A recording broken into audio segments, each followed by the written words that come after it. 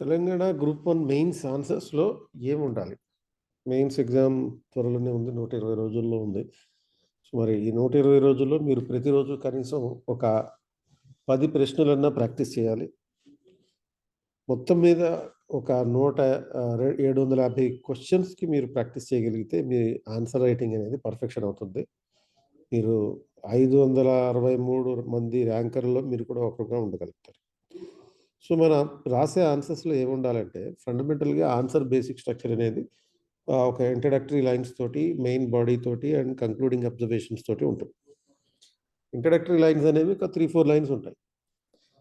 So, main body ఒక 30 sentences వరకు ఉంటుంది. అండ్ కంక్లూడింగ్ అబ్జర్వేషన్స్ ఒక 5 లైన్స్ ఉంటాయి. అంటే ఓవరాల్‌గా your answer should not be more than 40 lines. 40 sentences కన్నా ఎక్కువ ఉండకుండా చూసుకోవాలి. అప్పుడే ఒక్కొక్క సెంటెన్స్‌లో ఒక 5 వర్డ్స్ ఉన్నాయనుకోండి. 40 ఇంటూ 5 వర్డ్స్ అంటే 200 వర్డ్స్ లోపలే మీ ఆన్సర్ ఉండాలి. ఉండేటట్టుగా చూసుకోవాలి. సో, ఇలా అసలు group 1 mains answer writing practice ఏ విధంగా ఉండాలి అనే దాని మీద ఒక సెషన్ నిర్వహిస్తున్నాం. 23 జూన్ 2024 10 AM నుంచి 5 PM వరకు. ఇందులో polity, Geography, history, economy, Telangana movement, SNT వీటన్నిటి మీద ఈ ఆన్సర్ రైటింగ్ ప్రాక్టీస్ సెషన్ ఉంటుంది. దీనికి అటెండ్ అవ్వదలుచుకున్న వాళ్ళు ఉన్న క్యూఆర్ కోడ్‌ని స్కాన్ చేసి రిజిస్టర్ చేసుకోవచ్చు. It's a free session. So, ఇంట్రడక్షన్‌లో you are supposed to write the context of the question. అంటే ఆ ప్రశ్న ఏ నేపథ్యంలో ఇవ్వబడింది. లేకపోతే you can define the question. ఆ క్వెషన్‌కి సంబంధించినటువంటి నిర్వచనం కూడా రాయొచ్చు. Overall reference of the questions. అంటే క్వెషన్ గనుక 2, 3 కాంపోనెంట్స్ ఉన్నాయనుకోండి. ఆ 2, 3 కాంపోనెంట్స్‌ని డిఫైన్ చేస్తూ మీరు ఇంట్రడక్షన్ రాయాలి. ఇక సెకండ్ మెయిన్ బాడీలో ఏముండాలి?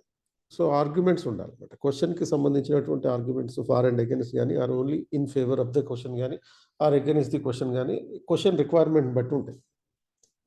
Then you should also mention some suggestions to solve an issue.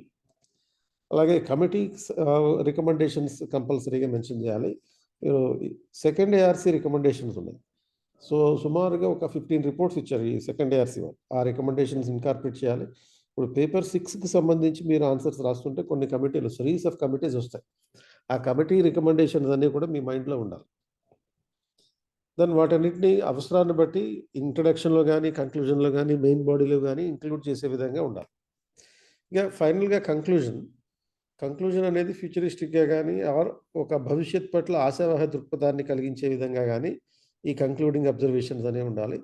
అంటే ఇది ఒక సంప్రోక్షణ లాంటిది కంక్లూజన్ అనేటటువంటిది. అంటే మనం రాసిన మొత్తం అంశాలన్నిటిని సూక్ష్మంగా ఒక 4, 5 లైన్స్‌లో చెప్పేటటువంటి ఒక సంప్రోక్షణ.